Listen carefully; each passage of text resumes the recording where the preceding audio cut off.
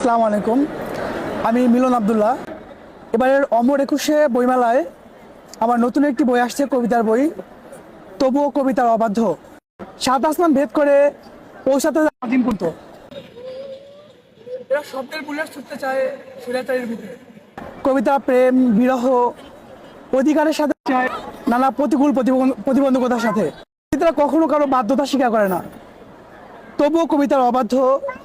এমন অনেকগুলো কবিতার সমারোহ, যেই কবিতাগুলো, যে কথাগুলো, যে অনুভূতিগুলো অনেক বাধার সম্মুখীন হয়েছে। যে কথাগুলো বলতে পারি, ওই কথাগুলো আমি আমার কবিতার মধ্যে ফুটিয়ে তোলার চেষ্টা করেছি। এটি অমর একুশে বইমেলার 488 নং স্টল, রকমারি, বই ফেরি, বুকমার্ক সহ সকল বইয়ের অনলাইনে পাওয়া যাবে। তবুও কবিতার অবাধ্য আমার চতুর্থ বই, দ্বিতীয় কাব্যগ্রন্থ। আরেকটা বই আমার এই বইমেলা আসবে, এই বইটার নাম হচ্ছে দ্য লাস্ট ডেস্টিনেশন।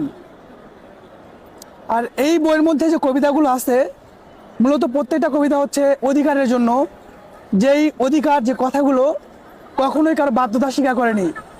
আমাদের সে অধিকার, আমাদের মৌলিক অধিকারের অধিকার, আমাদের ধর্মীয় অধিকার, আমাদের বেঁচে থাকার অধিকার। কবিতা হচ্ছে জীবন, কবিতার অন্য নাম হচ্ছে জীবন। কবিতা জীবনের কথা বলে। তো এই বইয়ের মধ্যে যে লেখাগুলো, যে কবিতাগুলো, প্রত্যেকটা কবিতা হচ্ছে আমাদের জীবনকে প্রতিফলন করে। বিশেষ ঘটনা বলতে এই বইয়ের মধ্যে মূল কথা নামের মধ্যে আমরা অনেকটা বুঝতে পারি। বইয়ের নাম হচ্ছে তবুও কবিতার অবাধ্য। আমাদের একটা সময় ছিল আমরা আমাদের অধিকারের কথা বলতে পারিনি, আমাদের চাওয়াগুলো আমরা চাইতে পারিনি। তো এই বইয়ের মধ্যে মূলত আমাদের যে কথাগুলো আমরা বলতে পারিনি, যে কথাগুলো বলা হয়নি, সে কথাগুলোই মূলত কবিতার মধ্যে নিয়ে আসার চেষ্টা করেছি। আসলে সাহিত্যের প্রত্যেকটা জায়গায় আমার নিজেকে দেখানোর চেষ্টা করতেছি, আমি প্রতিফলিত করার চেষ্টা করছি।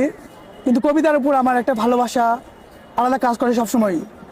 তো আমি ইতিমধ্যে আমার একটা গল্প গ্রন্থ আসতেই পারে, যেটা হচ্ছে অনেক ভালো সাড়া ফেলছে দর্শকদের মধ্যে, পাঠকদের মধ্যে।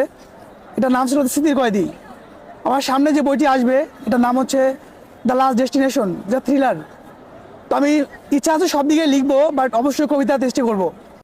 কবিতার শিরোনাম হচ্ছে আমি আর এই ট্রমা নিতে পারছি না।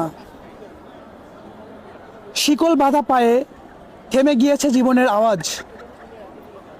রক্তচক্ষু রোশানলে কেড়ে নিয়েছ বেঁচে থাকার স্বাধীনতা।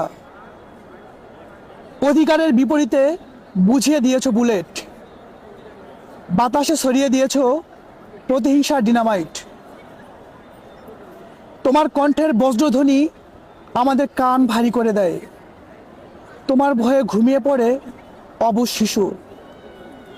তোমার হেয়ালিপনায় মুক্তি আটকে গিয়েছে চার দেয়ালে। পবিত্র পতাকা লাগিয়ে দিয়েছ বেহিসেবি কলঙ্কের দাগ। তুমি আঙুলের ইশারায় সবুজ ভূমিকে বানিয়েছ রক্তের নহর। ঋণের পাহাড়ে পিষ্ট করেছ পবিত্র দুর্বাঘাস। ক্ষুধার জ্বালায় সন্তান বেচতে বাধ্য করেছ ক্ষুধার্ত মাকে। প্রিয় বাংলাদেশ, এ কেমন শাসক তুমি দেখালে আমাকে। আমি আর এই ট্রমা নিতে পারছি না।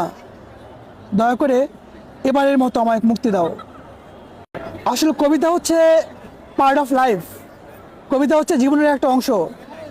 এই কবিতাগুলো আমি মনে করি সকল শ্রেণী, সকল বয়সের মানুষের জন্য, যারা কবিতা ভালোবাসে, জীবনকে বুঝে, জীবনকে বুঝতে চায়, জীবনের অধিকার নিয়ে কথা বলতে চায়, এদের জন্যই।